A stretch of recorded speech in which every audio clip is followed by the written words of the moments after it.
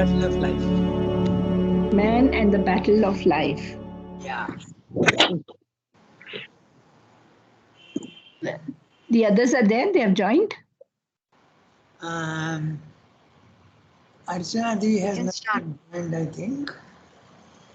1, 2, 3, 4, 5. No, Archana Di is still there and Jasmine also is there. But we are recording. It's okay. Okay, I'll start reading then. Go ahead. Man and the battle of life. Thus, if we are to appreciate in its Catholicity the teaching of the Gita, we must accept intellectually its standpoint and courageous envisaging of the manifest nature and process of the world. The divine charioteer of Kurukshetra reveals himself on one side as the Lord of all the worlds and the friend and omniscient guide of all creatures, on the other, as time the destroyer. A reason for the destruction of these peoples. The Gita, following in this the spirit of the Catholic Hindu religion, affirms this also as God. It does not attempt to evade the enigma of the world by escaping from it through a side door. If, in fact, we do not regard existence merely as the mechanic action of a brute and indifferent material force, or, on the other hand, as an equally mechanical play of ideas and energies arising out of an original non existence, or else reflected in the passive soul or the evolution of a dream or nightmare, in the surface consciousness of an indifferent, immutable transcendence which is unaffected by the dream and has no real part in it, if we accept at all, as the Gita accepts, the existence of God, that is to say, of the omnipresent, omniscient, omnipotent, yet always transcendent,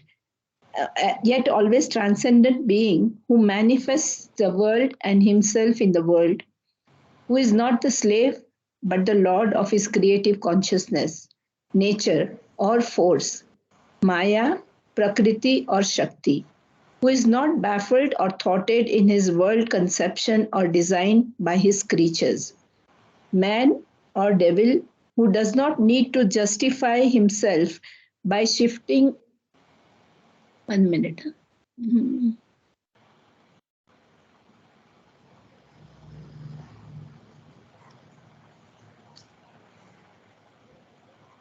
Who is not baffled or thwarted in his world conception or designed by his creatures, man or devil, who does not need to justify himself by shifting the responsibility for any part of his creation or manifestation on that which is created or manifested, then the human being has to start from a difficult act of faith.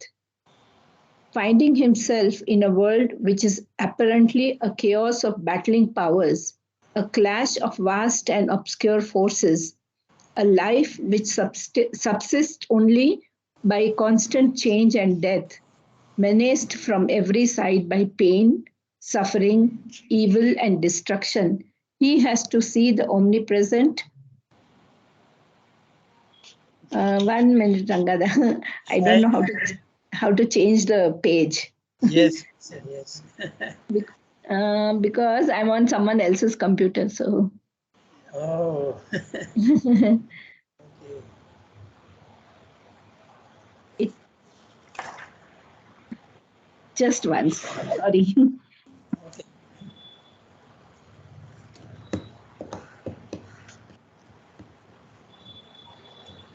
Yeah, exactly.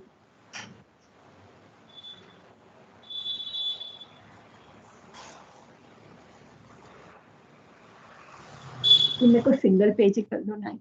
I do not know how to go to the next page from here. Single page कर दो. मेरा नहीं हो रहा है. मेरा नहीं हो रहा है.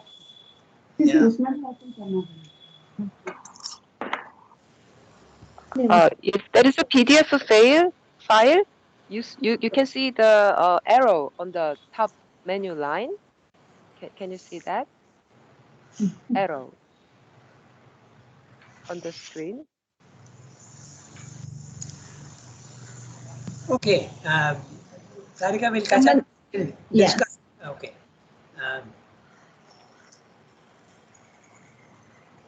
Sunki, will you complete the? Yeah. Someone else can complete the. Do that. Sunki, Okay, finish the para. yes, yes. He has to see the omnipresent deity in it all, and conscious that of this enigma, there must be a solution, and beyond this, ignorance, in which he dwells, or knowledge in which he dwells, a knowledge that reconciles. He has to take his stand upon this faith. Though thou slay me, yet I will trust in in thee. All human thought or faith that is active and affirmative, whether it be theistic, pantheistic, or atheistic, does in fact involve more or less explicitly and completely such an attitude. It admits and it believes, admits the discourse of the word, believes in some highest principle of God, universal being, or nature, which shall enable us to transcend, overcome, or harmonize these discords, perhaps even to do all three at once, to harmonize by overcoming and transcending. My God, this paragraph is absolutely a resume of his whole philosophy. It's a fantastic thing. Each word we'll have to look carefully. A very interesting paragraph. Okay, let's start reading. Okay, so I'll tell you Just basically what he's just saying. a moment. Just a moment. Can you tell me the page now again? Someone, it depends on which. The This is 4748. hmm? 4748. 4748. Okay. That's the CWSA version. CWSA. 47, 48. Okay, you got it? 47, 48 will be CWSA. Okay. And SAPCL will be 43.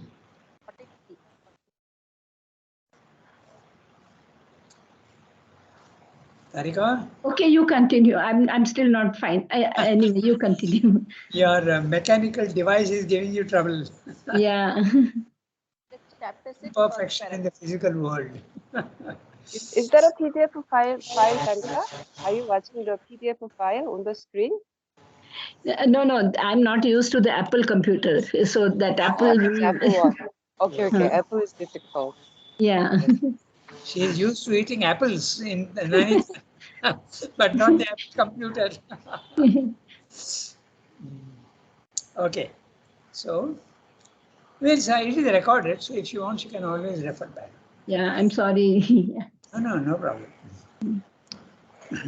You don't have a phone, Tarika? Oh, but you have not Yeah. downloaded the. Yeah, I've not downloaded so it's my daughter-in-law's computer, so I'm not very used to it. That's all. Oh, okay. All right. So I'm reading. Okay. It is nearing 8 o'clock, so I start reading. Very Yeah. Thus, if we are to appreciate in its Catholicity the teaching of the Gita, we must accept intellectually its standpoint and courageous envisaging of the manifest nature and process of the world. Okay, so if you accept the Gita, you have to accept its very contradictory ideas in the physical world. God is kindness, but he is also apparently cruelty. God is softness and sweetness, but he can also be the opposite if he wants. God is also omnipotent, omniscient, omnipresent, but he can be the opposite of all these things also in the physical world, not upstairs, not up, down. Okay, because everything is the divine. We are on the Advaita philosophy and Vedanta. Vedanta has this courage to say that everything is the divine. Okay, so we have to explain it, of course, but you have to start with a very difficult faith.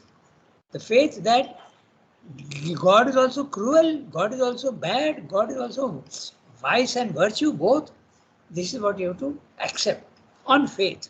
And the faith is not very easy. How can God be bad? How can God be cruel? But it's slowly he will explain. Okay, so this is what he's saying. You have to accept intellectually first, and afterwards also absolutely in your whole being you will accept that God is everything.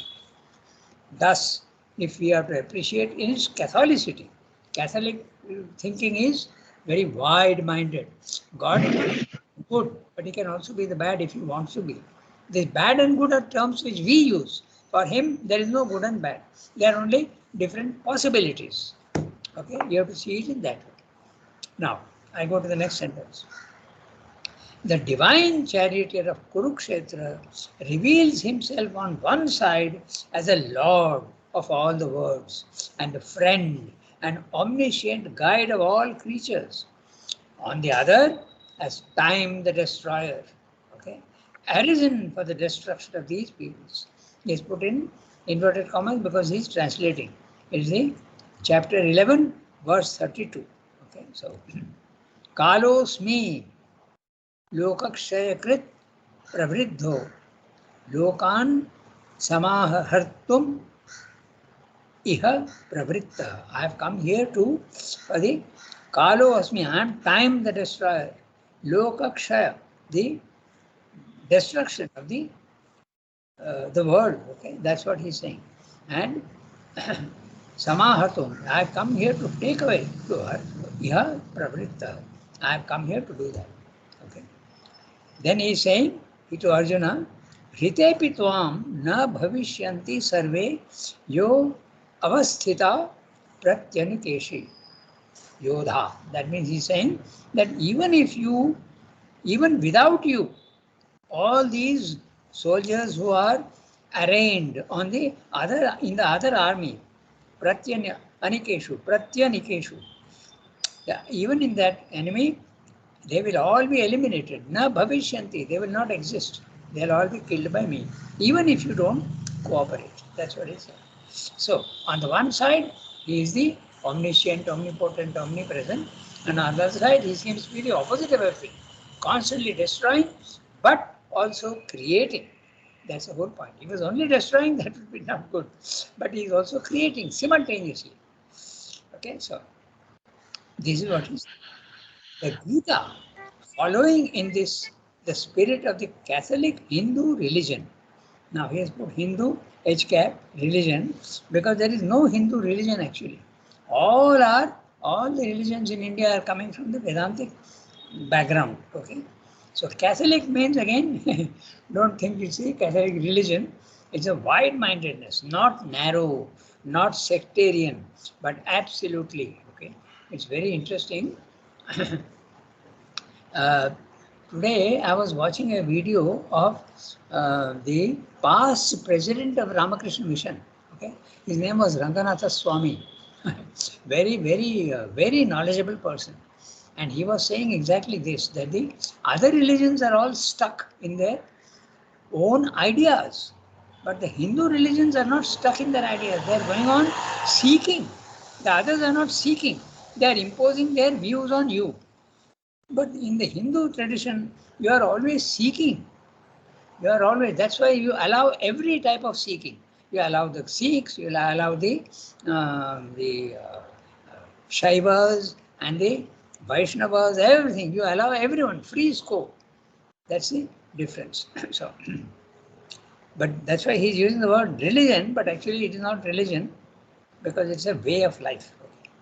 The Gita, following in this the spirit of the Catholic Hindu religion, affirms this also as God. Okay? That also is God, the destruction. It does not attempt to evade the enigma of the world by escaping from it through a side door. All the other religions, mostly, they are escaping from a side door. So, the side door is what? Not here in the physical world is God, but up there in heaven. Okay? He is the nothing can be perfect here. Permanently, it is imperfect. That's the idea. That's a side door. They attribute all the bad things to bad in your view because of your limited instrumentation. But the Hindu religion says everything is God. There is only one. It's a graded existence. At the highest level, light. Slowly, the light reduces and becomes in the physical world the darkness. But the darkness also is God, hiding himself from himself. That's the darkness. Then again, total consciousness on top. Slowly, slowly, slowly, the consciousness becomes less and less and less, and it becomes unconsciousness here. But unconsciousness is nothing but consciousness hiding itself. Okay.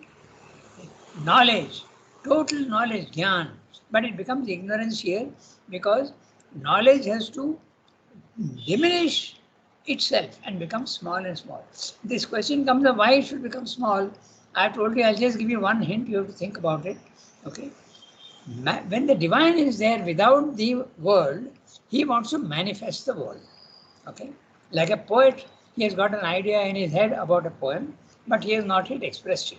It remains unmanifest in him. If he has to manifest it, he has to put it into words. And words are limitations. So exactly in the same way, when the divine wants to manifest all that is there within him, he has to limit the things. So limitation, diminution is absolutely essential to manifestation. So when the world comes in, it is subject to limitation and diminution. That's why there is imperfection. When something is incomplete, how can it be perfect?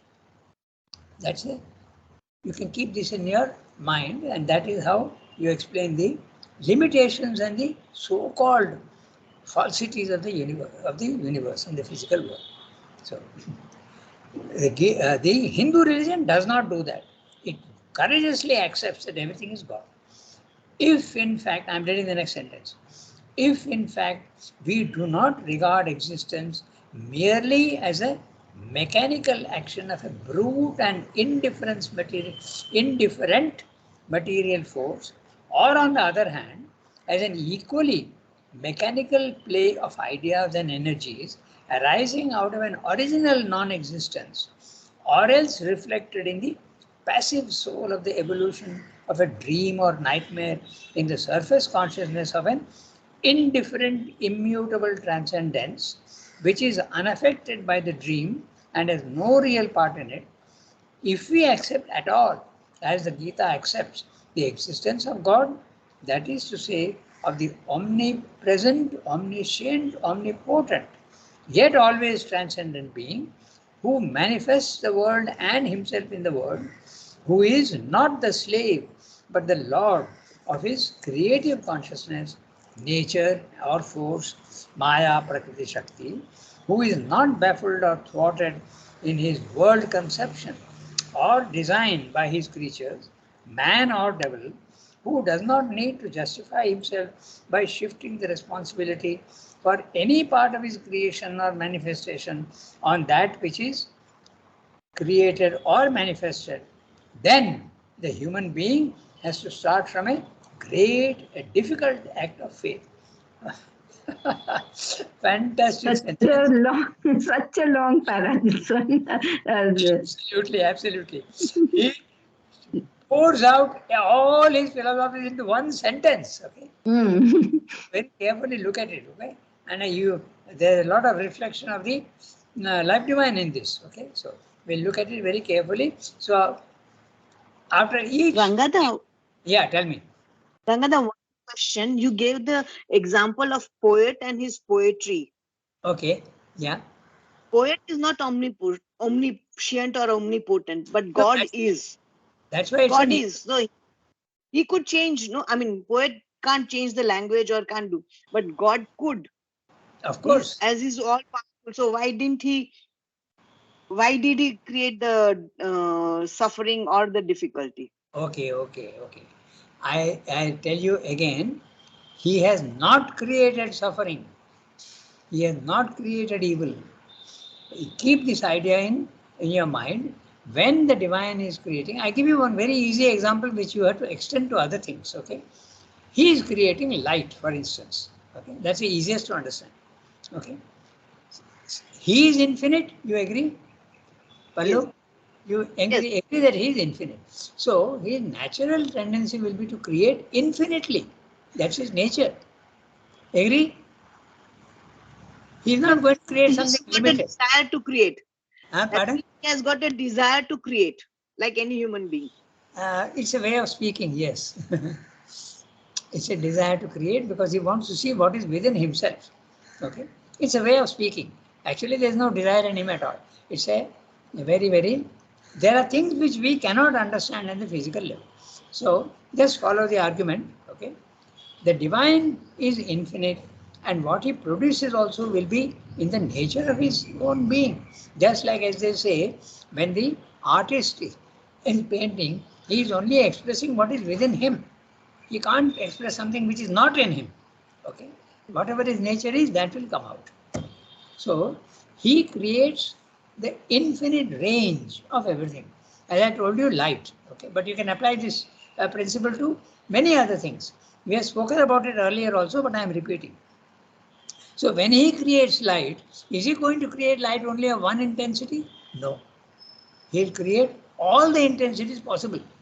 So he will create, as I make it very explicit, 1000-watt bulb, okay, 5000-watt bulb, 10,000-watt bulb, infinite light he will create on one side. But on the other side also he is going to create a 50-watt bulb. He is going to create a night lamp 0-watt bulb. He'll even, why do you stop at 0? He'll go to minus. Okay, so he creates a whole range. Okay. This is the possibilities. The possibilities of the world are expressed. So you are interpreting the plus side as something good for yourself, and you are interpreting the limited side as something bad for yourself. But if you change your view, if you look from another angle, you will see that in the divine there is no good or bad. There is only plus and minus. They are only, as I told you again, another very interesting image we think of. Apply this image to everything, then you will understand. Say a soft breeze. He creates a soft breeze. What is he creating? He has created wind with a certain speed. And that speed is very soft and sweet. You love it. Okay? You enjoy it and say, ah, how nice. But suppose that wind, he starts increasing the speed. Remember, it is still wind only. But it is now very violent. It comes and destroys things. But it is only violent. It is only wind. So divine has created wind only. He has not created the what you are thinking is destruction and what you are thinking is pleasant. So Pallu, think about it. Yes. So the divine is not creating sin and virtue. You are seeing it as sin and virtue. He is seeing it as neutral. It is wind which is soft and wind which is hard. But it is wind. He is creating only wind in all the intensities possible. What? Is it convincing? That's what faith is required to. That's right. That's what he's telling you. A very difficult faith. The last Yes. phrase, a great and difficult act of faith. It's not easy for us to accept. That's exactly what he's saying at the end of this long sentence. A great and difficult act of faith. But at the physical level, we are subject to these contradictions. But when you go to the higher level of consciousness, you see the truth of this. Okay? This is another thing that you must keep in mind. That's why I go on stressing the gradations. Okay? At the highest level, full consciousness. At a slightly lower level, less consciousness, less consciousness, less consciousness. Finally, in matter, no consciousness at all. Now, if you go upwards and not downwards, when you come down, there's a diminution. When you start going up from matter, animal comes up. Okay, there is a little more consciousness. When you a unicellular creature or a microbe, it can move. Matter does not move. Then when you come to a slightly larger insect, it has got even more consciousness. You come to a cat and a dog, even more consciousness. But cats and dogs also have a limitation of consciousness, and they have also a certain stage of consciousness. When you come to man, your consciousness is much more than that of a dog, but it is much less than that of a yogi, and it is even more less than that of a Superman. So at this level, at our normal level, it is impossible to understand this, and that's why you have to start with an act of faith. But when you go to the higher level, you understand that which you could not understand at this lower level. That's the thing. And ultimately, knowledge is cannot be put in words, because words are limitations. So your knowledge becomes sight, it becomes intuition, it becomes direct perception of truth without words. Okay? So But then what we are talking about, that the physical in the physical world, everything will change. We are trying that, no, that it has to come in the physical world. At that time, that limitations will go away. Yes, and the method is yoga. That's right. But you have to put a great amount you have to start with faith and then start practicing yoga. Okay? It's a very interesting image that today, I told you about that Ranganatha Swami, he was explaining in Australia. He said that the divine is there in you, hiding, but your nature is all imperfect and you have to bring it out. He says it's exactly like a matchstick. Okay, it's a very interesting image that he gave. A matchstick has got fire in it. Do you see the fire? No. You touch the matchstick, it is absolutely cold. That's the physical world. But there is fire. How do you make the fire? By striking. And when you strike, striking is yoga. Okay? By that you awake the fire in yourself. So this is a very interesting image, but there are certain conditions. You have to keep the matchstick dry. You have to remove the imperfections from yourself. You push away the imperfections and tell yourself that I am not the body, I am not the vital, I am not the matchstick. I am the fire in the matchstick. I am the divine views there in me, laws which I don't see. I don't see the fire, but he is there in me. Okay. So it's a very interesting image that he gave. This is the first time I'm coming across that image, and it's a very good image. Okay. The fire is there in the matchstick. Okay. But you see the matchstick only, you don't see the fire. So if you want to see the fire, what do? There is a process. You have to strike it. And that striking is yoga. And yoga is not only one method. There are 100,000 million ways of doing yoga. India has discovered at least 12 methods. Okay. There may be many, many other methods also. So, Pallu? Yes, Rangada. Yeah. Okay. So, we continue with our year. Okay. So, affirms also the Gita, following in the spirit of the Catholic Hindu religion, affirms this also as God. It does not attempt to evade the enigma of the world by escaping from its side door. We said that. Now, if in fact we do not regard existence merely as a mechanic action of a brute and indifferent material force, or on the other hand, as an equally mechanical play of ideas and energies arising out of an original non-existence, or else reflected in the passive soul of the evolution of a dream or nightmare in the surface consciousness. I have to stop here because we have to explain what is this brute and indifferent. Okay, so we have to go step by step. So I'll give you an image and we have to apply that image. You have to understand what he's saying. There are two images which are similar and you can apply any one which is more convenient to you. Think of water behind a dam. This is Sremdo's image, not mine. Okay. The water behind the dam is, but the water in any physical world dam is limited. Okay.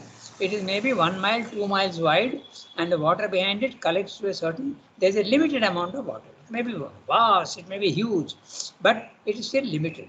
But this water which I am talking about is infinite. Okay. And it is there, it is static. It is not moving, it is absolutely pure and without movement. The water in it. Transparent, featureless. This is the consciousness of the self. Okay. When your consciousness, your soul rises out of your body, mind, life, you enter this self, the water behind the dam. Now it is static, but like the fire in the matchstick, does it have the possibility of movement? Yes. As soon as it comes out with movement, it rushes out, you allow it to come out through the sluice gates, and it comes out with violence and makes the river starts flowing. So this is Ramakrishna's image. When the substance is static, it is God. When the substance is moving, it is the world. Because the world is full of movement and the divine is perfect. There's no need for any change. So he is changeless, immutable. Okay. So when he is talking of this, okay, original non-existence, he is meaning the self. Okay. And why is he saying non-existence? Because it can be interpreted as something which doesn't exist. Why? Because it is featureless. Okay. When something is featureless, when something has no characteristics, neither weight nor size nor color nor shape. It is, you can say it is non-existent. Okay, but actually it is not non-existence at all. It is existence at the subtlest. You have to understand it in that way. So out of this original non-existence, the world is flowing out. Okay, this is what he's saying. And when it is flowing out, it comes with a mechanical play of material, indifferent material force. When you look at the movement in the physical world, whether it be whether it be wind or the river flowing or any action that is happening, okay, it seems to be without any consciousness. So that's why brute and indifferent material force, okay, mechanical action. But when you go to another level of consciousness, you see that that which you were seeing as mechanical and unconscious is really not so. At our level, we see only the matchstick. But when you go to the next level, you see, Arey, fire is involved there. I can bring out that fire. I can see the divine in it. Okay? This is the what he's saying here, lower down, Maya Prakriti Shakti. Okay? This is a huge chapter in the Life Divine, and he explains the three levels. That's why I'll keep repeating this three-level business. It's very important and very interesting to understand this basic concept. There are three levels. Okay? So he's talking about the Maya Prakriti Shakti, and the levels are like this. Level 1, you are identified with your body, mind, life. You are in ignorance. You are seeing the many. I've repeated this many times, but it has to be settled in the consciousness. Okay, this is level 1. We are in ignorance. We are in the imperfection of the physical world. We see dualities and we think that they are real.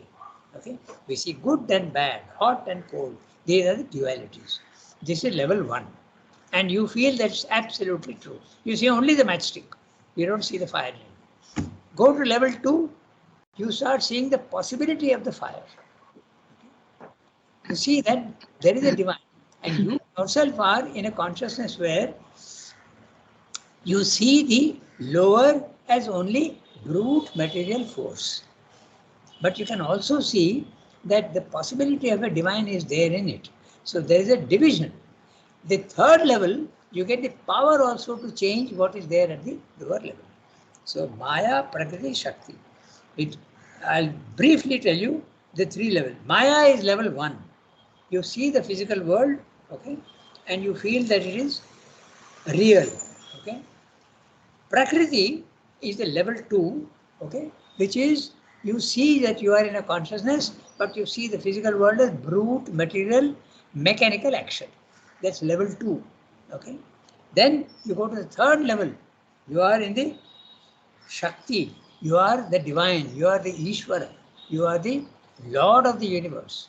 So these three levels keep in mind. Okay. Level 1, ignorance and limitation, okay, and absolutely multiplicity. These are the characteristics of level 1.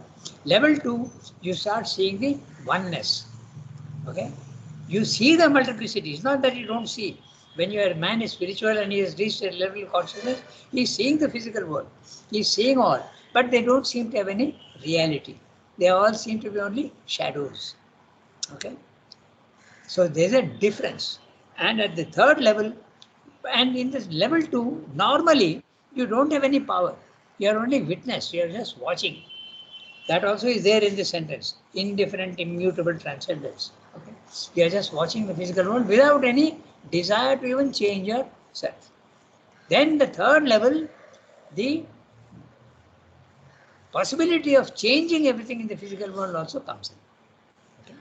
So now we go back to the original non-existence is the self, the Brahman, okay, the Atman, which is featureless and immutable, infinite, eternal, okay, or else reflected in the passive soul of the evolution of a dream or nightmare.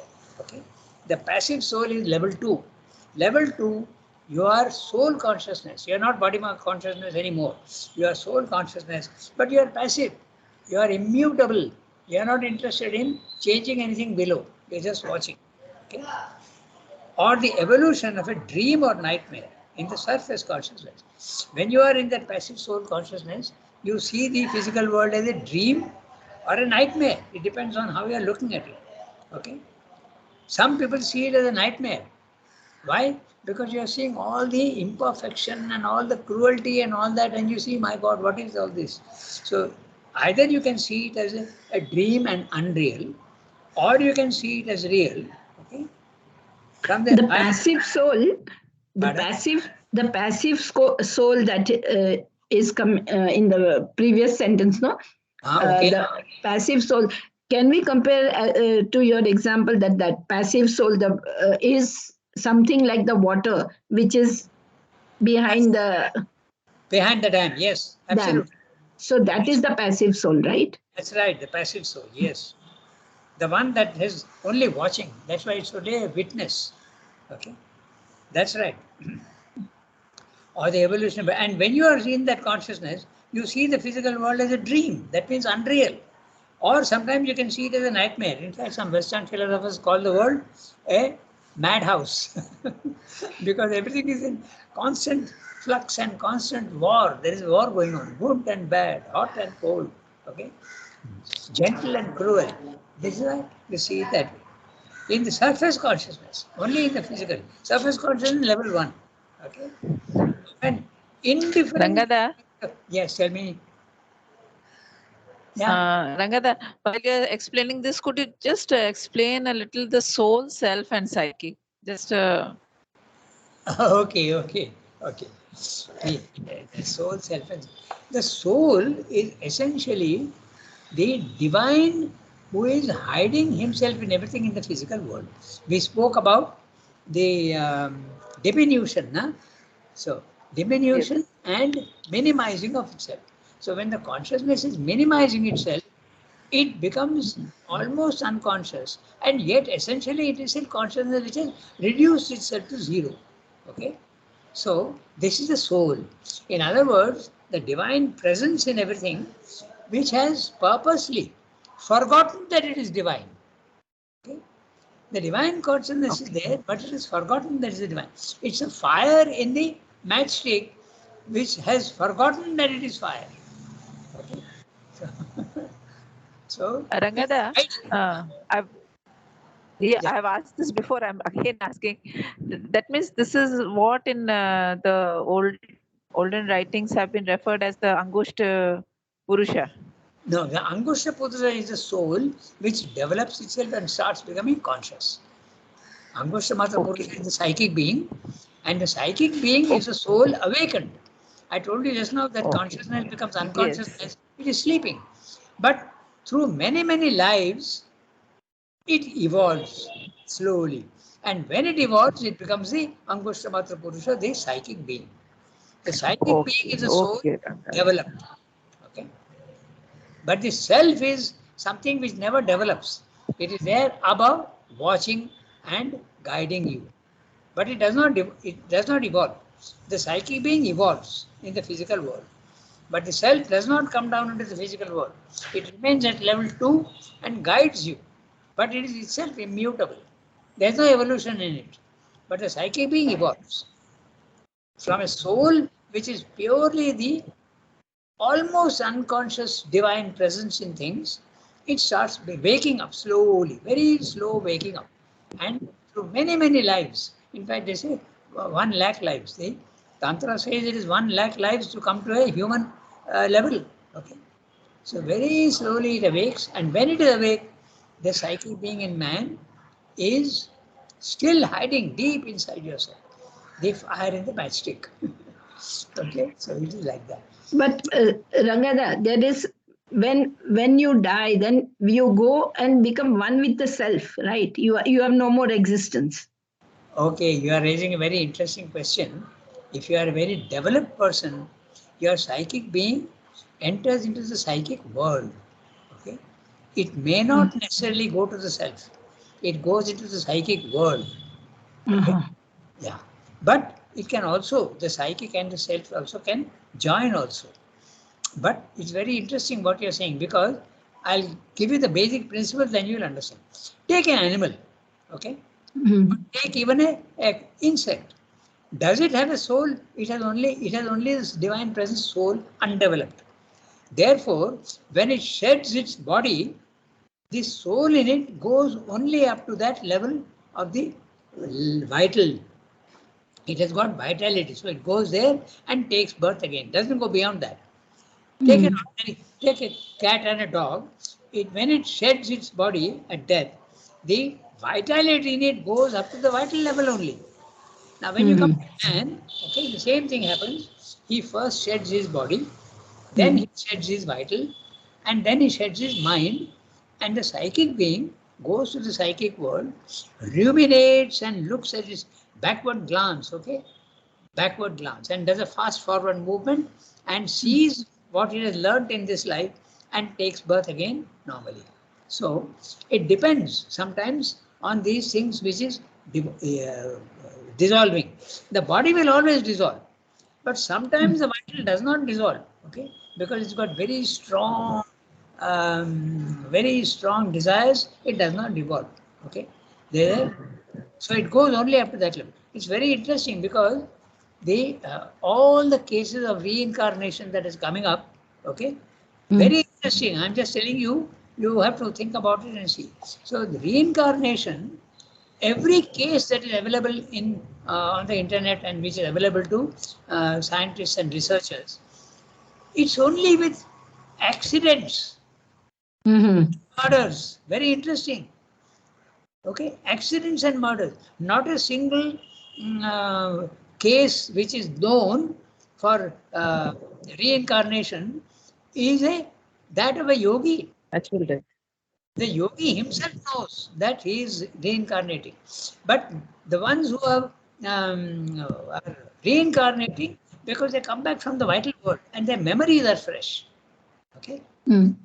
The life is not dissolved, the memory is not dissolved. You come back from that low level. Okay, that's why you. There are very interesting videos, but it's really worth discussing all this because it enlarges your thinking. There's one very interesting video which has come out recently. A man is murdered. Okay, it was somewhere in north. He had a shop. He was selling it. He had a shop, and he was about 35 years old, and someone shot him dead. But when you are shot, your life is ended prematurely. Huh? It's not mature, premature. So his soul had, his being had so many desires which were unfulfilled. So he went up to the vital world and took birth again. And he became, when he was a 3-year or 4-year-old boy, he's talking about his old life. It's there on the internet. It's very interesting. Okay. And he's saying, he says, I was in this town, I had a shop. He's remembering all this. He's a 5-year-old. Okay. Not even 5 years perhaps. And they took him to that place. And he's looking at this 25, 26-year-old woman and saying, you are my wife. Okay. Don't you recognize me? He gets angry. He says, I'm your husband. So it depends at which level you are. So sometimes you can go up to the vital level and come down. Sometimes you can go up to the mental level and come down. But if you are a fully developed person, the body is shed, the vital is shed. Vital means your individual vital formation dissolves and goes away. Sometimes it doesn't dissolve. And when it doesn't dissolve, okay, it tries to satisfy the desires which it did not have, and that becomes a ghost phenomena. Okay, it is nothing but the vital formation which is not dissolved easily. Sometimes it does not even know that it is dead. Okay, there is a very interesting case in the ashram of a man called Benjamin. Mother says that when he passed away, he did not know that he doesn't have a body. So, when he used to go to mother, it's a very interesting thing. All these things, they help to understand. When he used to go to mother, he used to comb his hair, absolutely flat. He used to comb his hair and go to mother. Okay. And she says that when he is coming to me now, after he is passing away, in the vital, okay, he's still, the vital also has the same body look. Okay, his hair is all combed like that, and he's coming and complaining to mother. He's saying, why are they going on changing things in my room? Okay, so mother had to explain to him that you don't have a body anymore. Very gently she has to say that to him. Okay. So it depends. Rangada, that is not the soul going to the mother or the No, vital? not the soul. No, not the soul. The soul is there in the vital. As I told you just now, there is the soul in the body, it is there in the vital, it is there in the mind. The mind is there in the vital, and the vital is there in the body. Okay? It's like a Russian doll, as I told you. And the soul is inside all that. But you're not conscious of the soul. Okay, so that's exactly what happens. Don't think that as soon as you die, you are aware of your soul. No, it's not like that. Only in very developed human beings, you become the psyche being realizes that it's without a body. But sometimes it can happen that you don't realize that. Okay, all sorts of possibilities are there. So, anyway, we'll continue this discussion next time. What I've told you today, you think about it, and if you have more questions about reincarnation, is very, very interesting. Okay, but invariably, even in the West, those cases which are known, they are always because of accidents or murder. Murder because your life has been ended prematurely, and many of your desires which you want to are not Wash satisfied. and then Sunny. Huh? Yeah. Rende bottle irke around 10:30 bring both. 10:30 around. Okay.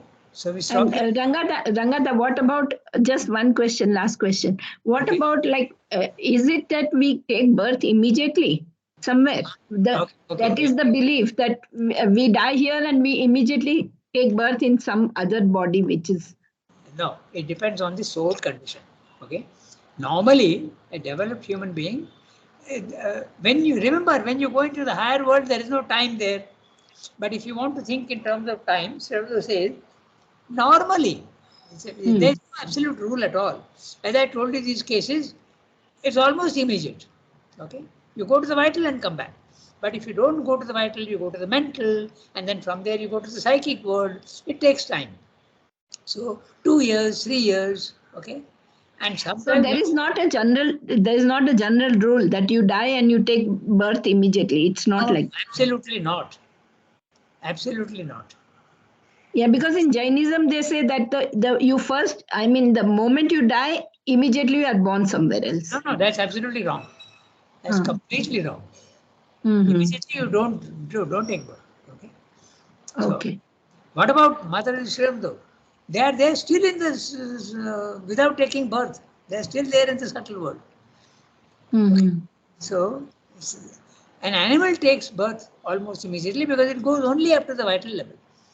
Mm-hmm. In gradation of consciousness, there is the body, there is the vital, there is the mind, and there is the psychic. Okay, so it depends at which level you are. Then you go to that level and come back. Mm-hmm. Rangada, the Benjamin's ghost, is it Purusha or Prakriti? No, it's not Purusha, it is purely the vital force. So that's Purely the Prakriti. prana. It's a formation of prana. Oh, okay. In fact, you can measure that with a what is called a Geiger counter. Okay, you can measure the intensity of that. The ghost is nothing but a formation, a limited formation of vital force. It's purely a vital force with a mind in it. Okay, so it is conscious force. The wind is also vital force, but there's no consciousness in it. But in a ghost, there is a certain consciousness in it. Okay, because the mind is still there. You are an individual. Now you have shed your body. Now you are a vital force, and you still want to satisfy your desires. So there is a mind in it also. So, and actually, those who are capable, you know what a Geiger counter is? To measure the radiation. Okay, to measure the radiation, which is force. If you take a Geiger counter and go to a house which is haunted, the Geiger counter will show you the amount of energy coming. It's very interesting. Purely, it's not a soul. Purely a vital force. Okay. We stop here today. So, Merci, Rangada. okay. Au revoir, everybody. Have a nice day. Thank you, Rangada. Thank you, Rangada. Okay.